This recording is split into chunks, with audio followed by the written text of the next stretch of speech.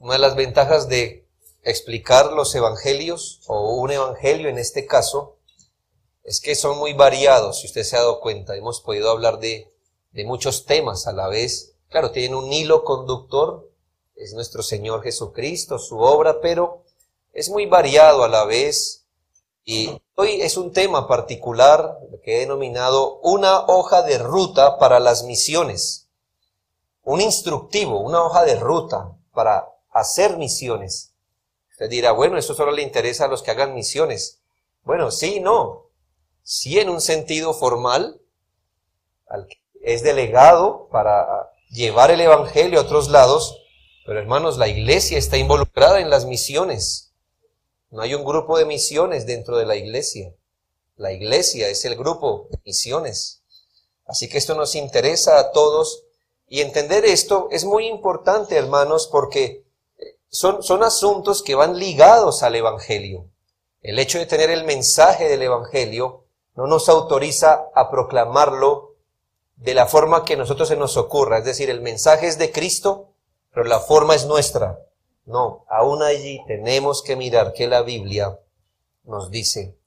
En el relato anterior, si usted recuerda, hace 15 días vimos de individuos que de una u otra forma fueron rechazados como discípulos.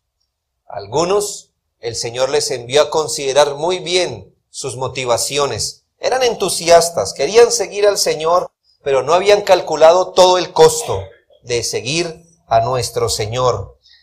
Otros, el Señor lo reprende por estar muy enredado en sus ocupaciones personales. Uno tiene que dedicarse a sus ocupaciones, pero otra cosa es estar enredado en ellas tanto que no le dejaba tiempo ni intención para seguir al Señor y promover su reino. Por contraste, es decir, el cuadro opuesto, el Señor nos muestra que envía a 70 hombres a proclamar el evangelio. ¿Qué quiere decir? Bueno, que si había un grupo considerable de gente, que no era como los 3 que habíamos visto, sino que había un grupo considerable, 70 hombres, que sí habían calculado el costo y que habían dicho, yo sí voy a ser discípulo. Pero estos hombres, además que eran discípulos del Señor, eran o fueron enviados por el Señor a un servicio especial, como predicadores, por así decirlo. Podemos ver aquí en este texto cómo el Señor avanzó su estrategia del anuncio del evangelio en otras regiones mientras se dirigía a Jerusalén. No uso con prevención la palabra estrategia, porque lo que vemos aquí es una estrategia. Les recuerdo que en Lucas, capítulo 9, versículos 1 al 6, el Señor casi que exactamente hace lo mismo, pero con 12 hombres. Si usted mira el texto, es muy parecido. Tomó a los 12 y los envió y les dijo, no lleven esto, hagan esto, cuando les abran la puerta hagan esto, y si se la cierran, hagan esto. Ahora que usted nota que estamos en la última fase del ministerio del Señor Jesucristo. Recuerdo que Él está dirigiéndose de Galilea a Jerusalén por última vez, donde finalmente va a morir. ¿Y ahora qué ocurre? Que ahora hay una fase de su estrategia para proclamar el evangelio, y es incluir a más personas en este ministerio.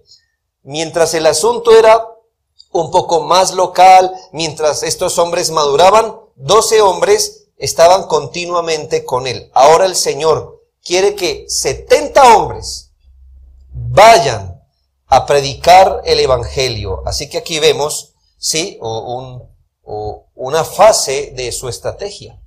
Vamos a concentrarnos en algunas acciones importantes del Señor cuando envió a 70 de sus discípulos para la predicación del evangelio. Algunas acciones. Y así darnos luz con respecto a la obra misionera, a la obra de llevar el evangelio a otros. Lo primero que vemos en este texto es que el Señor designa a sus obreros. El Señor designa a sus obreros. Versículo 1 dice, después de estas cosas, designó el Señor también a otros 70. Designar es nombrar, designar es llamar para un oficio establecido. Eso quiere decir, hermanos, que el Señor escoge obreros para el trabajo en la obra del Señor. Y si bien todos los que son y todos los que serán creyentes hemos sido escogidos para salvación, todos los creyentes hemos sido escogidos para la santificación por el Espíritu y la fe en la verdad, todos nosotros hemos sido encomendados para la extensión del Evangelio como creyentes.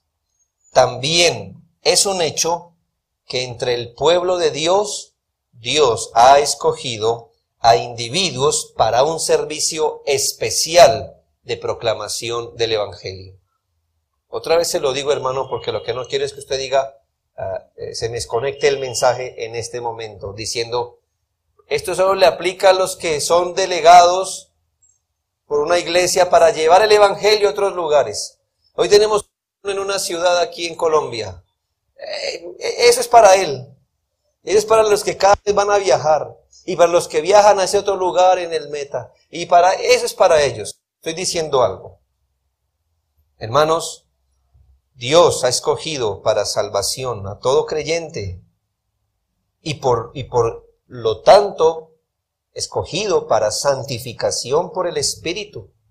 Y Dios nos ha encomendado a todos nosotros como iglesia el que vayamos a anunciar el Evangelio a otros. Eso es una verdad, hermano. Es una verdad. Todos estamos bajo esta responsabilidad.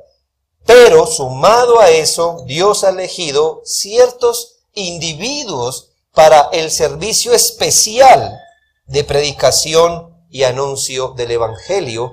Y creo que fueron estos hombres. Todos estos, el Señor tenía más que 70 seguidores, ¿sabe? Pero escogió de entre ellos 70 hombres para esta labor. Eso lo podemos ver, testimonios bíblicos, cómo Dios escoge a personas para esta tarea especial. Jeremías 1:5. Antes que te formase en el vientre, te conocí. Y antes que nacieses, te santifiqué, es decir, te aparté, te di por profeta a las naciones. ¿Qué le dice el Señor al profeta Jeremías? Mire, yo lo elegí a usted para ser profeta desde antes que usted naciera. Así que aquí no estamos hablando que el Señor vio a Jeremías y dijo, este hombre tiene madera. No, pues no había ni aún nacido. Pero el Señor lo elige desde antes para la labor. No solo lo elige para salvación, yo creo que Jeremías fue salvo, pero aquí es una elección también ¿para qué? Para un propósito de ser profeta. También, Hechos 20:28, dice el apóstol Pablo a los pastores de Éfeso, por tanto, mirad por vosotros y por todo el rebaño en que el Espíritu Santo os ha puesto por obispo, sentar la iglesia del Señor, la cual Él ganó por su propia sangre. Aquí el Señor nos está diciendo que hay algunas personas las cuales el Espíritu Santo puso como obispos o pastores para pastorear la grey.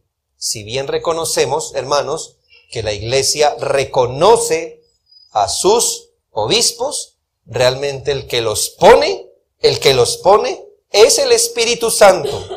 ¿Lo nota? Él es el que tiene algo en mente, el Espíritu Santo. Él es el que pone obispos en una iglesia. La iglesia simplemente los mira y los reconoce. Gálatas 1, 15 y 16, Efesios 4:8, primero, en orden, Efesios 4:8, dice la Biblia, de Cristo, por lo cual dice, subiendo a lo alto, llevó cautiva la cautividad y dio dones a los hombres. Después dice, y Él mismo constituyó a algunos apóstoles, profetas, etc. Efesios 4:8. ¿Qué dice este texto? Hermanos, que los dones que Dios da a la iglesia son un don que da Cristo. En su obra en la cruz dice que Él subiendo a lo alto, en su glorificación, Él ganó los dones que hoy pone en la iglesia. Y aquí estamos hablando de una clara designación de Cristo, de algo que Cristo le da como un don a la iglesia. Y Gálatas 1:15 al 16 dice el apóstol Pablo de su propia experiencia: pero cuando agradó a Dios, que me apartó desde el vientre de mi madre y me llamó por su gracia, revelar a su Hijo en mí para que yo le predicase entre los gentiles, no consulté enseguida con carne y sangre.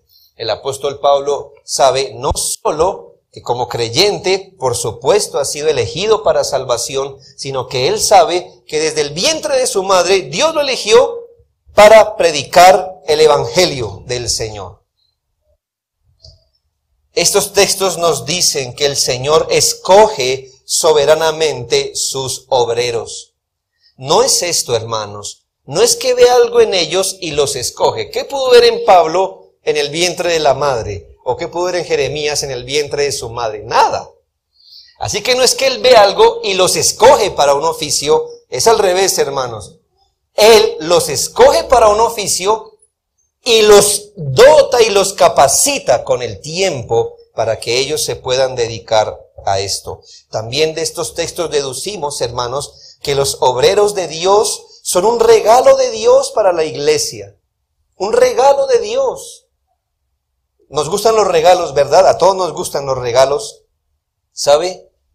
Cada misionero, cada pastor, cada maestro que Dios levanta en la iglesia tiene este rótulo de Dios para ti, como un regalo, para ustedes. Eso es lo que Dios quiso dar a ustedes. Son un don, son un don.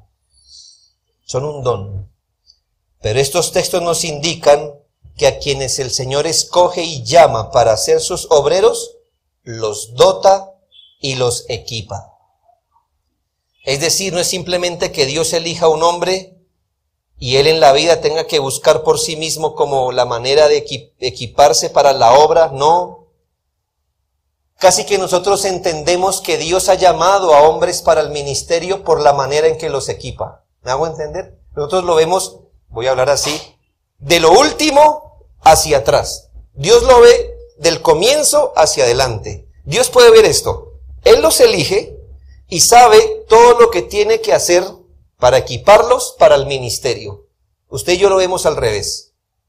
Usted y yo vemos que un hombre está equipado para el ministerio y concluimos, Dios le ha elegido para este oficio. ¿Me hago entender? Nosotros lo vemos desde su equipamiento. Y tiene que ser así, hermanos.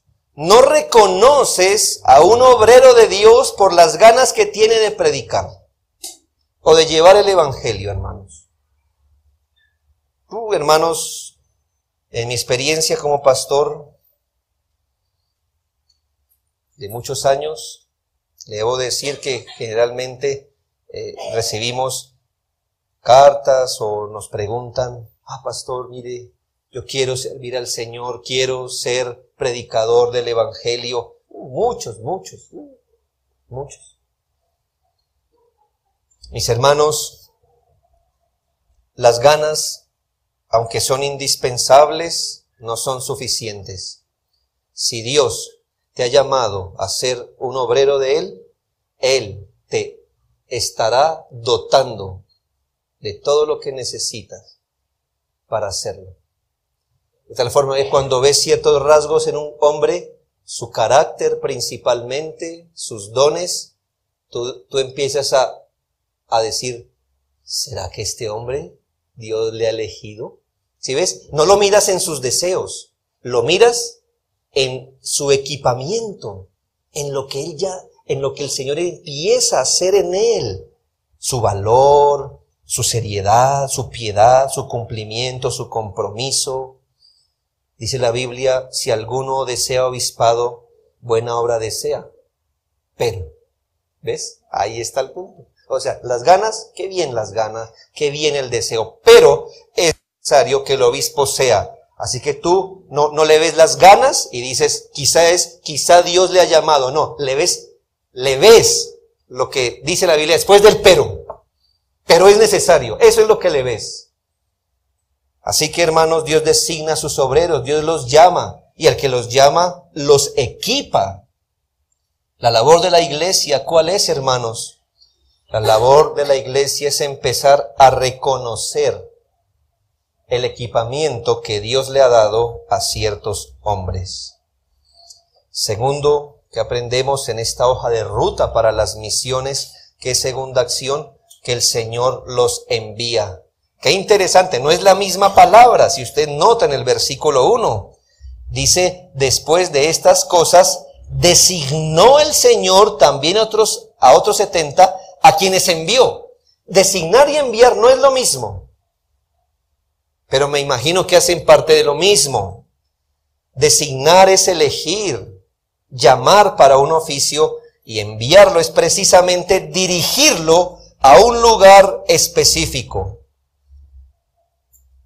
¿Qué nos dice esto de nuestro Señor? Que no solamente Él, de forma soberana, elige quiénes serán sus obreros, sino que Él los distribuye según su voluntad.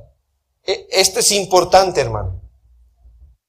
Dios, que elige quién es el que le va a servir como obrero, también lo envía, los distribuye en su soberanía, en su soberanía. Aprendemos que Él distribuye a sus obreros en su voluntad. Hermanos, yo a veces pienso, espero que no de forma ociosa, pero a veces pienso, ¿por qué la reforma no fue en Sudamérica? ¿Por qué el Señor eligió desde antes de la fundación del mundo un hombre y lo hizo nacer en Alemania, otro en Francia, otro en Escocia, y los puso allá? ¿Y por qué Dios no eligió a otros hombres y los sembró en Latinoamérica? Por eso le digo que a veces es ociosa esa pregunta, ¿no? ¿Por qué el Señor no nos habrá dado a los puritanos en Colombia? Se los dio a Inglaterra primeramente. Respuesta: el Señor, Él es quien administra los dones que Él mismo designó por su propia voluntad y para su gloria. El Señor dijo, quiero tantos obreros y los sembraré en Europa. Así fue y así fue, hermano.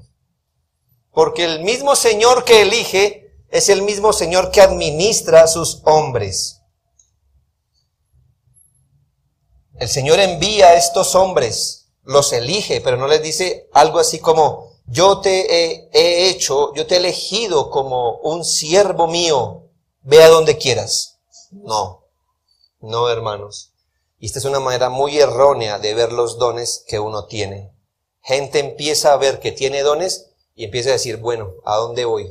No importa la iglesia, no importa mis pastores, no importa nada. Se hacen dueños de su propio don.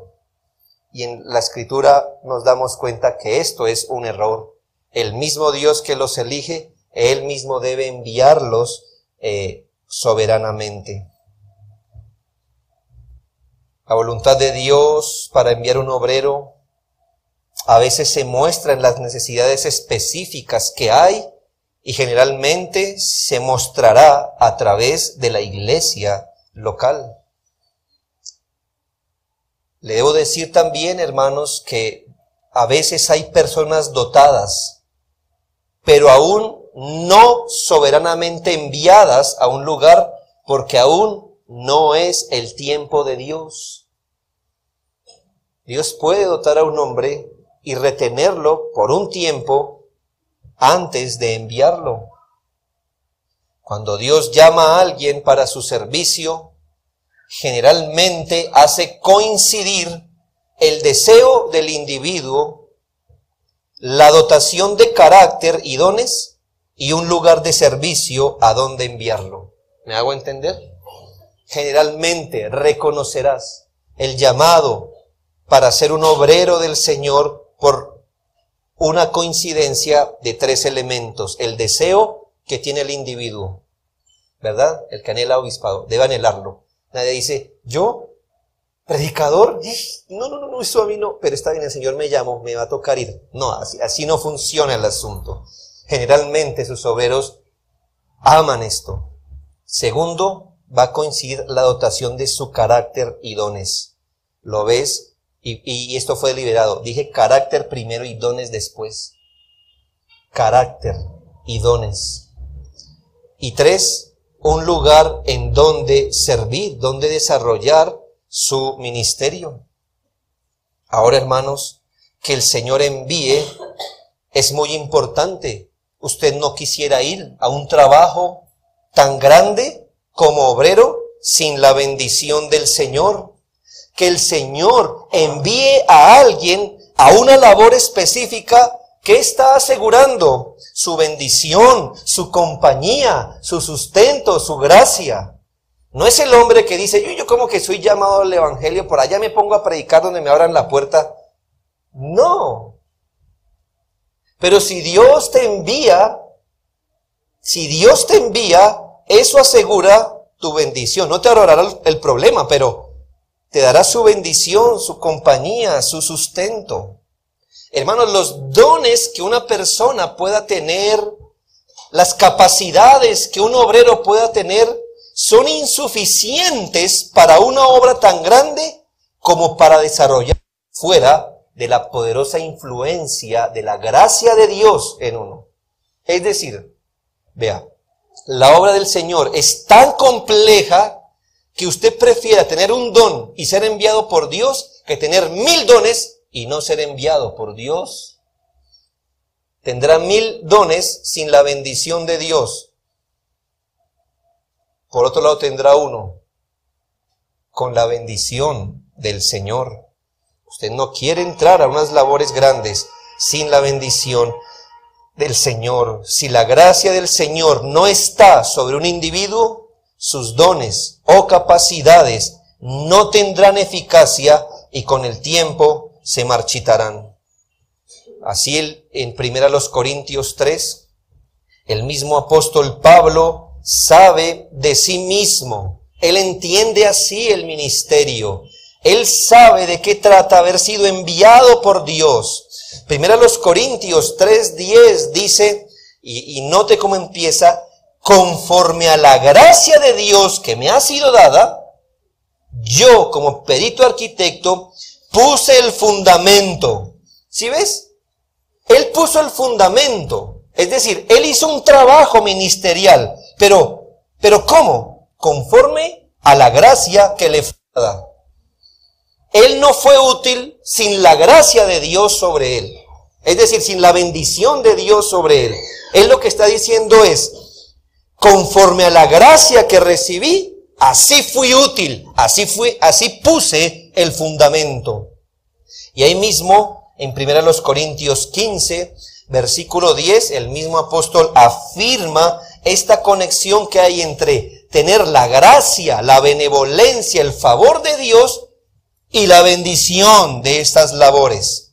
1 Corintios 15, 10, pero por la gracia de Dios soy lo que soy. Y su gracia no ha sido en vano para conmigo. Y mire, ahí van las labores. Antes, he trabajado más que todos ellos, pero no yo, sino la gracia de Dios conmigo. ¿Qué quiere decir esto, hermanos? Que cuando una persona se envía solita, no tendrá la bendición de Dios, pero el Señor a quien elige para un oficio especial, también lo envía y eso le asegura la bendición de Dios. Tercero, ¿qué aprendemos en esta hoja de ruta de las misiones? Que el Señor nos mostró una estrategia, llamémosle estrategia. Yo sé que esta palabra estrategia y unida a la palabra misiones, eso en otras iglesias es una bomba donde le enseñan a la gente que hermanos, que no sé qué, y los ponen a hacer aquí y allá actividades de unas, de otras. Viene el administrador de empresas a predicar, viene el sociólogo, viene el publicista, y todos nos hablan de las estrategias. No, así no. Pero hermano, el Señor nos mostró su estrategia. Versículo 1 dice, designó el Señor también a otros 70. Hermanos, ¿por qué no 53? ¿Por qué no 88? No sé, hermanos, pero el Señor tiene un plan. ¿No cree que es un número muy deliberado de Él? Él dice 70. Si usted ha aprendido a pensar bien del Señor, sabrá que Él no dijo 70, hágale. No, algo tenía en mente. Pero sabe, esto nos indica el orden que va a seguir después. No es mi mejor argumento, pero eso nos está mostrando que detrás de esto está la mente del Señor, una mente ordenada. A veces nuestra lectura de la Biblia no advierte el trabajo de administración del Señor Jesús. ¿Había pensado eso?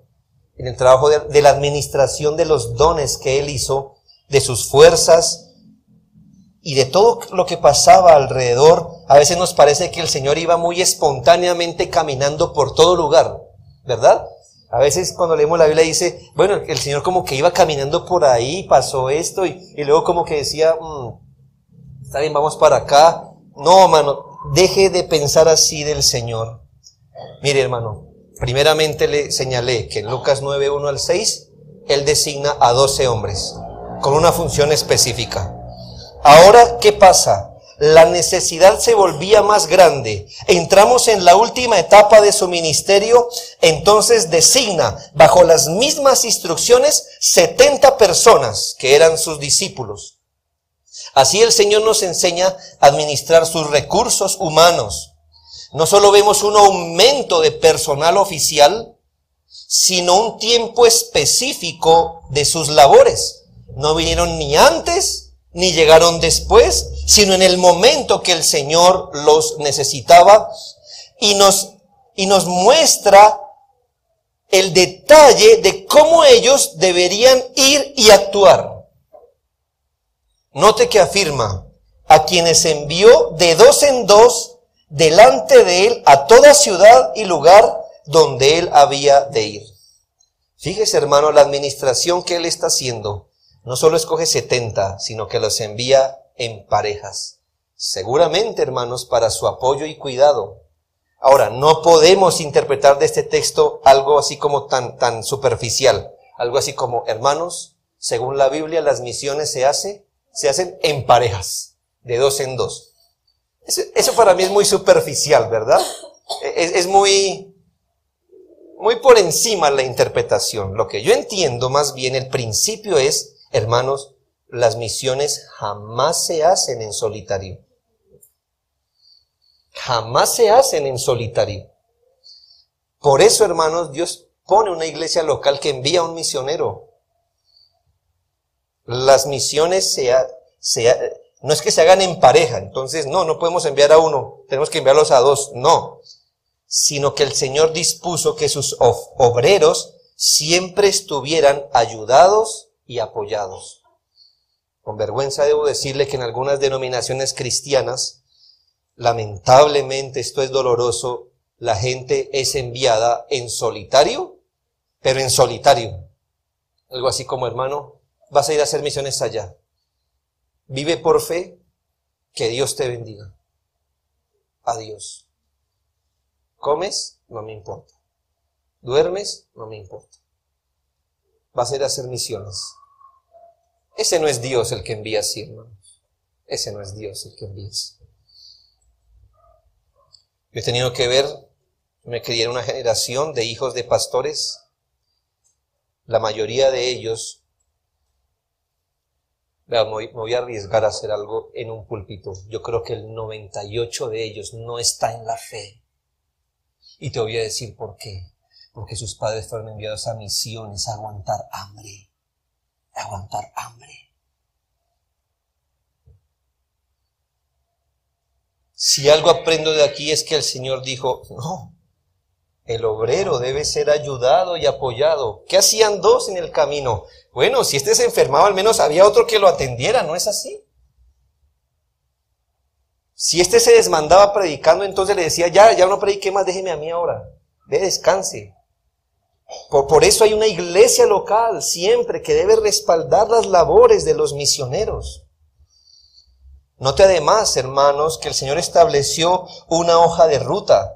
Mire esta expresión, a quienes envió de 2 en 2 delante de Él a toda ciudad y lugar donde Él había de ir. ¿Sí nota? ¿Qué hizo el Señor? Sí, una listita de lugares donde iba a ir. Sí, no sé si mental o escrita, pero que tenía una ruta. Así que le dice, vea, vayan allí, vayan allá, porque por ahí voy a pasar. ¿Cuál era la idea? Que ellos predicaran y prepararan el terreno, por así decirlo, para cuando él fuera a predicar. Si notas que no había espontaneidad en el ministerio de Cristo, había un plan, había una hoja de ruta. Para muchos evangélicos es ofensivo que una iglesia medite y establezca un plan para hacer misiones. No, ellos dicen, no, eso es carnal. Eso envíe por fe a la gente. Eso, hombres, ¿quiénes quieren hoy salir de misioneros? Hoy, a ver, Dios me dice que aquí hay 3 misioneros. A ver, vaya y vaya. No, hermano. Así no es la cuestión. Aquí había un plan, una hoja de ruta. Tú vas, pero vas allá. ¿Por qué? Porque yo voy a ir detrás. Y luego voy a ir allá. Entonces, aquí hay una administración. Allí no para, ¿sabes? El Señor le da instrucciones particulares de una conducta propia que ellos deberían exhibir. Por ejemplo, versículo 3. Id. He aquí yo os envío como corderos en medio de lobos. Oh, qué advertencia, ¿verdad? Hágase la imagen en mente. ¿Sabe qué es un cordero? Bueno, una oveja pues. Una oveja joven, ¿verdad? Os envío como una oveja en medio de lobos. No el lobo de la caricatura, hermano. De lobo, de desierto. La figura no era muy atractiva para hacer misiones, ¿no? Qué bueno, ¿quiénes quieren? No. Pero hermanos, eso era. Estos hombres tenían corazón para hacer esto. El Señor les advirtió a sus mensajeros que debían esperar encontrarse con peligros reales, hermanos. Peligros reales. Ellos no deberían a propósito buscarse situaciones conflictivas innecesariamente. Lo voy a colocar el ejemplo de una imprudencia. Que allá iba uno en los 70, se encontraba con un fariseo o con un grupo de fariseos y los empezaba a regañar. ¿Me hago entender? No. Tranquilo, no es necesario. Predique el evangelio y verá que los fariseos lo van a buscar a usted. Tranquilo, tranquilo. Pero no vaya y los busque. Usted es un cordero en medio de lobos. ¿Qué quiere? ¿Que lo abra la boca y lo mate? Y ahora no son 70, ahora serán 69. ¿Me hago entender? Sea sabio. Sea sabio. Ya el evangelio va a traer persecución. No se exponga de manera ingenua al lobo. La proclamación del evangelio tiene sus problemas y aflicciones inherentes. ¿Para qué buscarle más? ¿Para qué buscarle más? Tener la verdad no significa que ellos deberían exponerse innecesariamente a la aflicción, al peligro y quizás la muerte. Tiene uno que ser prudente, valiente sí, pero prudente también. Versículos 4 al 7, paso a paso dice, no llevéis bolsa, ni alforja, ni calzado, y a nadie saludéis por el camino. Hermanos, es una forma de hablar aquí, por supuesto que nos muestra un principio. Estas palabras casi que son un eco, y así las podemos entender mejor, de la encomienda del profeta Eliseo a su siervo, Giezi. ¿Se acuerda? Segunda de Reyes 4:29. Le hago una pequeña contextualización. Una mujer que no tenía hijo, por voluntad de Dios y por la oración del profeta quedó en embarazo. Con los años, este hijo muere. Así que la mujer se desplaza donde está el profeta y le dice, mi hijo ha muerto, yo no te pedí, tú me lo diste, o sea, por la voluntad de Dios, tú oraste, y ahora mi hijo ha muerto. Así que el profeta siente la presión de hacer algo por esta mujer, así que le dice a su joven siervo, versículo 29, segunda de Reyes 4:29, entonces dijo él a Giezi, ciñe tus lomos, toma mi báculo en tu mano, es decir, mi bastón en tu mano y ve. Si alguno te encontrare, no lo saludes, y si alguno te saludare, no le respondas, y pondrás mi báculo sobre el rostro del niño. ¿Qué entiendes? Mira, este muchacho está muerto, no te dejes distraer, ve, tú vas aquí con algo que tengo que poner este bastón en la cara del niño. ¿Me hago entender? Y así se fue. Porque, que cómo está. Voy con esto, voy con una misión enfrente, en mente. Ahora, ¿qué entiendes de las palabras del Señor? No la entiendas que el Señor les está enseñando a ser faltos de previsión y descorteses. Es decir, no llevéis bolsa ni alforja. Hermanos, esta semana tendré que hacer un viaje misionero. Y entonces no puedo leer yo este texto y decir, mija, no me eche ni jabón, ni talco, ni me eche las chancletas. Porque aquí dice, no, hermanos, no es eso. No es eso. Ni se nos está prohibiendo a nadie ser cortés. ¿Qué entiende usted de estos asuntos, hermanos?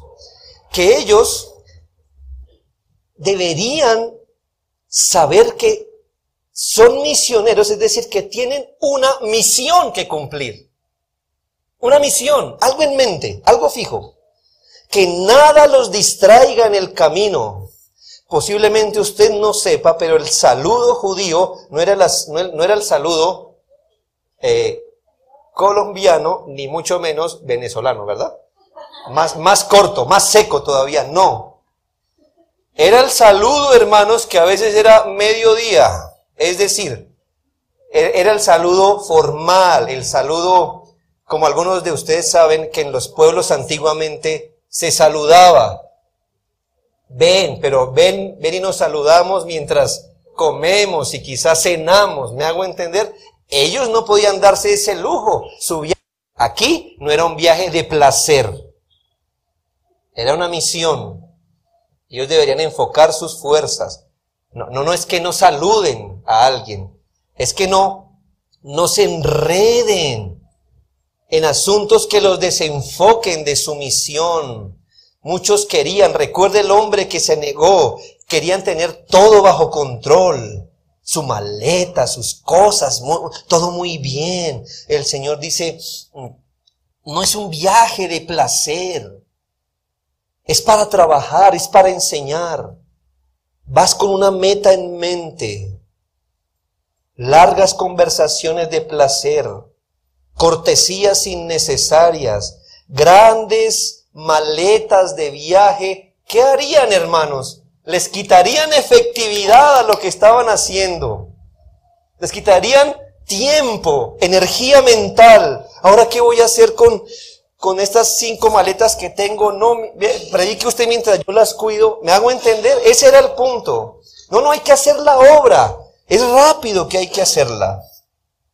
Los versículos 5 y 7 dicen, en cualquier casa donde entréis, primeramente decid, paz sea esta casa. Mira la cortesía, el amor. Si hubiera allí algún hijo de paz, un creyente, vuestra paz vendrá sobre él. Si no, bueno, se volverá a ti. Y posad en aquella misma casa, comiendo y bebiendo lo que os den. ¿Ves? No es un viaje de placer, no era un viaje para su gusto. Pero tampoco seas orgulloso, come lo que te den, porque ese es parte de tu salario. Dios te está cuidando así. No os paséis de casa en casa. ¿En qué sentido, hermanos? No fuiste a esa casa de visita y decir, no, aquí la cama está mal, venga, me paso a otra, aquí la comida está regular, me paso a otra. No era eso, era un viaje de misión. ¿Ves la premura? ¿Ves el punto? Creo que lo notas aquí. Se les manda a trabajar esperando la provisión del Señor y cada siervo del Señor. Y creo que ha sido parte de lo que he querido imprimir en muchos de ustedes. Es apreciar lo que hermanos hacen por uno. Hermanos, no es cortesía, no es urbanidad. Esto hace parte de la pedagogía como corre el Evangelio. Ellos deben saber cómo dirigirse en situaciones específicas, como cuando eran hospedados, alimentados. Ellos debían ser sobrios, lo notas en el aparejo que ellos deberían traer en su mochila, sobrios. Deberían tener contentamiento, es decir, coman y beban lo que les den. que ella está acostumbrado a que el perro tenga 3 o 4 cosas y esta vez tiene 2, coman lo que le den. Les enseñó a no afectar humildad, como muchos hacen. No, ni siquiera quiero comer, no quiero afectarlos. No, eso es ser falso humilde. ¿Es que usted necesita comer? Pues por supuesto, recíbalo. El obrero es digno de su salario. Ellos no deberían tomar su encargo para sus propios fines y desdibujar ante otros el evangelio de la abnegación. Tengo un ejemplo, creo que nos va a ayudar a entender lo que estoy diciendo. En una biografía de la señorita Amy Carmichael se nos narra algo que ella vio cuando fue a hacer misiones en India. Muchos niños aquí han leído ya esa biografía. A finales de los 1800. Y ella se tuvo que desplazar, siendo la única mujer, con 3 misioneros más a otro lugar. Y cito literalmente lo que dice esa biografía. Amy, que era la misionera, volvió la vista al resto del grupo que la acompañaba. Fabuloso espectáculo que ofrecían. Sus 3 compañeros misioneros eran transportados en sillas de manos con varas en los costados, cargadas sobre las espaldas de 8 criados.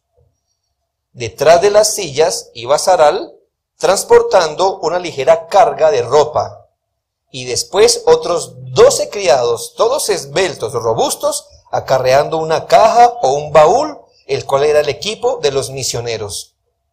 Los criados transportaban de todo, raquetas de bádminton, redes e incluso un juego de sillas plegables.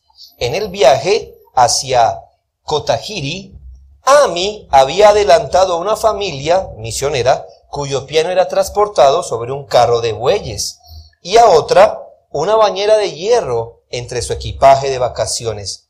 Ella dice, hicieron falta 36 criados para transportar a 4 ingleses y todas sus pertenencias necesarias, entre comillas. Este es el otro lado de lo que estamos leyendo, ¿me hago entender? ¿Notas justamente lo que el Señor no quería al hacer misiones?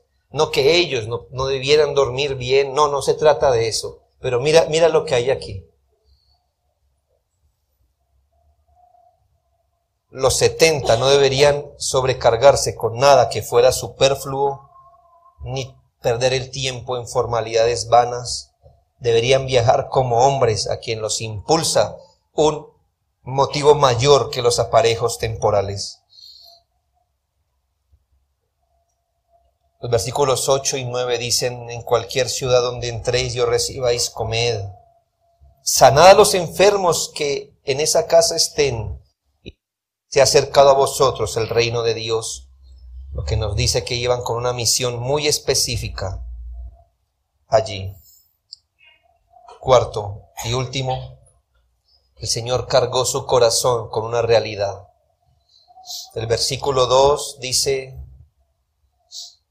Lucas 10:2, y les decía el Señor, la mies a la verdad es mucha, mas los obreros pocos, por tanto rogad al Señor de la mies que envíe obreros a su mies. El Señor aquí usa una figura tomada de los sembrados de grano. Cuán duro y fatigoso puede llegar a ser esto para una sola persona o para un grupo pequeño de personas. Lo que el Señor está diciendo, quizá por fruto de la información, es que a veces el sembrado es mucho. Hay que cubrir grandes extensiones de tierra para poder sembrar, pero los obreros son pocos, es decir, la cantidad de trabajadores no se equipara a la cantidad de trabajo que se tiene. Hay más trabajo que obreros. Hay más lugares para predicar que predicadores. Hay más lugares para evangelizar que misioneros. Hay más sectores para anunciar las buenas nuevas que hombres llamados, dotados y dispuestos a hacer un gran trabajo renunciando a su comodidad o a sus propias maneras de seguir a Cristo. Primero eran 12 hombres para anunciar la palabra, luego van 70. Aún así, hermanos, son muy pocos para abarcar los pueblos y las aldeas con el evangelio. Después de la resurrección, el Señor en cabeza de sus discípulos comisiona a toda la iglesia. Aún así, hermanos, la iglesia carece de hombres dispuestos a negarse a sí mismos, a restar su comodidad, a dejar sus propias maneras de seguir a Cristo para dedicarse a la obra de proclamación del evangelio. ¿Sabe, hermano? Esta encomienda se la hace el Señor a los mismos misioneros que envía. Él los mira y les dice algo así como: ay, mis hijos, oren para que Dios les dé ayuda a ustedes. Oren para que Dios ponga más manos para la labor que les he encomendado a ustedes. Yo mismo como Señor sé que el trabajo es más grande de lo que ustedes pueden hacer y que ustedes a la verdad no podrán alcanzar más allá de lo que ustedes puedan hacerlo. La oración, hermanos, es el principio de todas las labores misioneras, de todo lo que hacemos para el Señor. Pero no solo es el principio, hermanos, es el aceite que lubrica todo el trabajo que hacemos para el Señor. Este texto es una gran encomienda para nosotros, es un texto para mí muy afectivo. Yo creo que a todos nos toca las entrañas. Y es que nos enseña que debemos rogar al Señor que envíe, que levante hombres trabajadores que puedan llevar el evangelio a otros, que tengan carácter, que tengan el llamado, los dones para llevar la palabra a donde Cristo no ha sido predicado o donde el testimonio de Cristo es hoy aún muy débil. Esa debe ser una oración como iglesia. Aún si no somos de esos obreros, deberíamos apoyar y animar a quienes sí lo son o quieren serlo en los términos bíblicos. Y una manera general de ayudarlos, no es la única, pero una de ellas es orando por ellos. Ore para que Dios llame y capacite a muchos hombres con dones e integridad de carácter. Ore porque muchos entran en labores ministeriales y al tiempo abandonan, caen en pecados, dañan su carácter, son temerosos, tibios, se desvían, dañan el testimonio de Cristo. Ore porque el diablo procurará atacar la doctrina de estos obreros y cuando no pueda destruirlos por doctrina le apuntarán a su reputación. Ore por eso. Ore para que los individuos que sean obreros del evangelio sean guardados, prosperados, guiados y fortalecidos en el hombre interior. Ore para que ellos sean tan valientes como un león y humildes como un cordero. Lo van a necesitar, que sean tan recios como tiernos. Desde ya usted sabe que a estos obreros se les sobrecargará el trabajo, porque la mies es mucha y los obreros son pocos. Ore, porque los que hoy están en el ministerio o vendrán, tendrán que hacer sacrificios que pocos del pueblo de Dios conocerán, pero los desgastarán enormemente. Ore por su resistencia, ore por su ánimo, ore por su salud, ore para que terminen bien su carrera. Sí, ayude a llevar su carga, pero ore por ellos porque habrá asuntos que solo Dios puede otorgar directamente como respuesta a la oración. A medida que mucha gente hoy es tanto, tiene tantas maletas, estoy hablando metafóricamente, tienen tanto que renunciar, que pensar en una vida de abnegación, viviendo con lo necesario, llevándose a la incomodidad por el evangelio cuando sea necesario, esforzándose por ir, por amor a un discípulo, recorrer grandes distancias, quizá dañar su dieta, su buen dormir, abandonar a veces actividades legítimas, con tal de estar sirviendo allí al Señor, no es algo que estimule a la mayoría de cristianos, ni siquiera a la mayoría de varones. Eso no les mueve. Allá no voy. ¿Y ir hasta allá? ¿No hora para discipular a alguien? Que yo me acuesto a las 8:30. Si no duermo mis 8 horitas, No, es que no, imagínese, yo trasnochado para llegar trasnochado un domingo, no, pastor. Hermanos, ore por eso. Ore, porque la mayoría de hombres somos así de débiles.